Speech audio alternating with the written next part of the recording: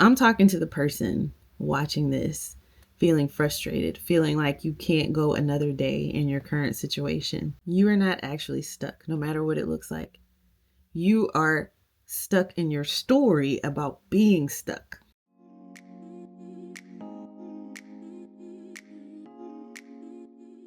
I was in my mid 30s. I had landed a really great job with one of the biggest renewable energy developers in the world, but I was miserable. My name is Samara James, and I am the founder of The Orbital, a transformation framework based on planetary energy. So I combine the woo woo with the practical and the scientific aspects. And today I'm going to share with you part of my journey on how I got unstuck in my career using this framework. So on paper, I had it made, right? Even had a flexible schedule so that I could have the flexibility to raise my daughter as a single mother. But I just wasn't happy. It was lackluster. And I would look around me at the people that I work with and wonder how they could get so excited about engineering. I just wasn't feeling it. But when there was a project that required me to interface with people, to come up with strategy and all of that, I got super excited. So I had discovered at that point what I enjoyed doing day to day. I had also gotten to a point in my career where I had enough experience and seniority to kind of direct my own work, right? So I would say yes to things I was excited about, try to say no to things I wasn't excited about, but I still wasn't where I wanted to be as far as being passionate about my career. And I was starting to believe that it wasn't possible for me because I had been in the industry for so many years, because I had built my entire career off of having this engineering background. That's what the universe goes and does. It gives me the boss from hell. This was my first time actually, since I was in a male dominated industry, reporting to a woman. And we were the same age. I was super excited about it. I was like, oh, we're going to have so much in common. And she was coming over from Europe to take a 3-year assignment in the US. So the company was based out of Europe, and they preferred for Europeans to be in leadership positions. No biggie. So I'm all excited about this relationship I'm going to build with this new boss. Well, she comes over, come to find out, she doesn't have the technical background. She doesn't have the relationships built. There's a cultural block there, and she runs into me. I've built all these amazing relationships with my team. I've done all this work. I've got all this experience in the industry that she doesn't have. So instead of building a synergistic relationship with me, she decided that she would do everything in her power to make sure everyone in the office could see that she was superior to me and that she knew more than me, whether that was true or not. One of the ways that she did that was to exclude me from important conversations, the conversations that I needed to be part of in order to do my job effectively. This went on for a while. It actually took me a while to pick up on the shade. And, that's typical of me. It takes me a while because I assume that everybody has good intentions. It got to the point where, like I said, I have been working at this company for almost 8 years at that point. So I knew it inside and out. Or I was just like, you know what? I'm not going to play these games. I need to go get the information that I need to do my job. I'm going to go do that. Well, this lady lost it, right? So, like I said, I'm very comfortable. I know people. My job is easy. I'm just bored. The universe was like, nah, we're not having that. We got bigger plans for you. So, this woman finds out that I've had a meeting with someone without her knowledge and involvement. She walks up to me in an open office at my desk and just starts screaming at me. Now, I'll give you a little background. I was raised by two incredible parents who did not yell at me. They didn't talk to me crazy. So if I went out into the world and somebody talked to me crazy, it was like user error. This is not going to get through. So in that moment, I got up from my desk, walked straight to HR. I didn't say a word to her. I didn't even acknowledge her. I didn't get emotional or anything. I was just like, oh, this has reached a point where I'm not willing to engage. And so I went to HR and reported her, and things escalated to the point where she ended up trying to take away my schedule. So she ended up trying to make the job so uncomfortable that I would leave. This is where I learned that HR departments aren't there for the employees. They're there to protect the company's interests. And typically, companies are more interested in keeping leaders on than they are their direct reports. But I had to do something. She continued. She started to try to give me poor performance reviews, even though I had been rated a peer the entire 8 years that I was at the company through 3 different bosses before her. And it came to a head when she sat me down with someone from HR and said, you can no longer work your flexible schedule. You now have to come into the office for the full schedule every single day. I guess the universe was like, okay, you're not listening. I'm shaking things up here as far as your work goes. Let me dig a little bit deeper here. As soon as that happened, I was like, I'm out of here. Like, I don't care if I have something else lined up. Now, in the meantime, I had been looking for different opportunities, which was something I did on a regular basis, and I recommend you do the same. But I wasn't serious about it. At this point, I got serious, right? But on the spiritual side, I also ramped things up a bit. Finally, I was communicating back to the universe. And I said, I've got to do something. I used a technique that I used to use in the past. I haven't used it in many years, but it was a water technique where I took 2 glasses. I filled one glass with water, left the other empty, and then I wrote my intention on a piece of paper. So I wrote down what I wanted to feel like in my new job. I didn't focus so much on the specifics of what the job would be, but I talked about things like, I love coming to work every day. I love the team that I work with. I make this much money. I have an office view that looks like this. Like, I got very detailed on the energy that I wanted to be created in my new job. I took that piece of paper, I put it underneath the 2 glasses, and then I took one glass, which represented my current situation, which was boredom, ramped up to an intolerable situation. And I poured it into the second glass. And as I poured the water into the second glass, I imagined the new situation. So it was like I was imbuing the water with the new energy. And we all know water is very transformative. I drank the water and I just waited. This ties into mentality. So any manifestation practice, any spell work, anything people do, journaling, anything you do is to strengthen your intention, right? You don't need the water, you don't need the paper. All of that just supports a transformation of the mind. And this ties into the Mercury stage of my transformation framework. So Mercury is the mind. It's actually the 3rd stage in the process of transforming and evolving into what you want to be from where you are. And so I did this exercise and it changed my mindset. I became expectant from the universe.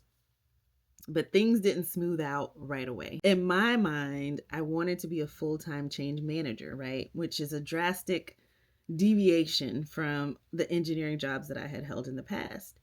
But I wanted to keep my salary. So my wheels were spinning on how I was going to change my work environment, shift into a new career without any disruption to my salary. I was a single mom, a homeowner at the time. And so in my mind, the only way to do that was through a consultancy. So there's some big names out there that I immediately went for. I was like, hey, I've worked for the top companies, across the board. I should be able to easily get one of these roles. But in the back of my mind, I knew that those companies required extensive travel, extensive training. And like I said, I was a single mom. And so I was like, I don't know how this is going to work out, but this is the only path that I see forward. I'm going to pursue this. And so I got serious about looking for a job in change management, which was a big deal because not only was I exiting engineering, but I was potentially exiting my industry, which is energy. I get interviews with all these big name consultancies, right? I'm taking these interviews on my lunch breaks, all these things. And I'm like, universe is going to deliver, right? Like, I decided, I've changed my mentality, but I wasn't getting second interviews. I wasn't getting the jobs. I actually did get a couple of second interviews, but I was so confused. I was like, I need out. I've manifested before and it's worked. Why isn't it working now? So this is what's called the shadow side of Mercury, right? So the shadow side of Mercury is when you're lost in your thoughts or you're very rigid. You're not mentally flexible when it comes to how the universe can deliver something to you. So that's where I was at. And as I was receiving these perceived rejections, it was really stressful. And so I took it a step further. And I think this is what shifted things for me on top of the ritual that I did with the glasses of water. I decided that I was going to overlay my new experience on my current experience. So I was tired of showing up to work anxious, frustrated. So I decided no matter what was going on, I was going to show up as though I was going to my new job and as though I loved what I was doing and my team members and my boss. So that's what I would do. I would pretend. I played pretend. In the meantime, I was just leaning on the universe to come through. Like I had made the request, I had no other choice. Literally, my back was kind of against a wall. And finally, a role came through. When my attitude shifted, within a week, I got a call from this random company that I won't name here, but they needed a change manager. It was completely out of my industry. It was facilities. They had over 300,000 employees, which is the perfect practicing ground if you know anything about change management for a new change manager. They said they needed someone local. It was a 15-minute commute from my house. It was in an office with beautiful scenery just outside the window. The team that I worked with was incredible. I loved my boss. It was exactly what I had written down on that piece of paper.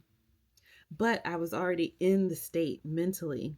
Although my mind hadn't been able to conceive how this was going to happen, I still chose to believe that I was going to be in this new environment. So that is the evolved side of the Mercury stage of transformation. I got the job offer.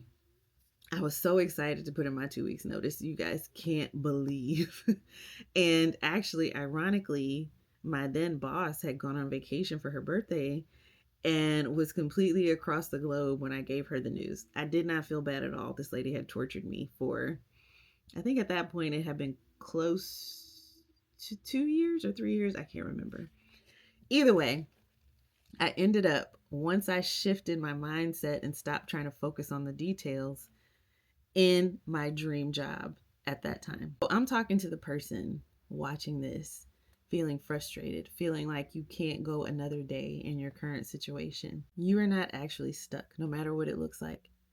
You are stuck in your story about being stuck. I think of thoughts, which are things, thoughts are energetic, as this big soup of energy that we can select from, right? So there's all kinds of thoughts. Anything you can imagine is a thought. We can choose to select from the things that are unwanted.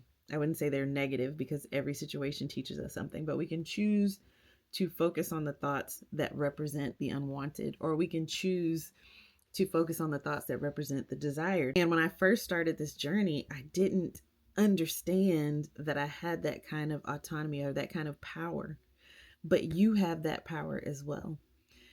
There's something called the slit experiment, which most people are familiar with now. It's part of quantum theory, but it suggests that things are created based on observation. What you pay attention to is what manifests itself. So everything else is just potential.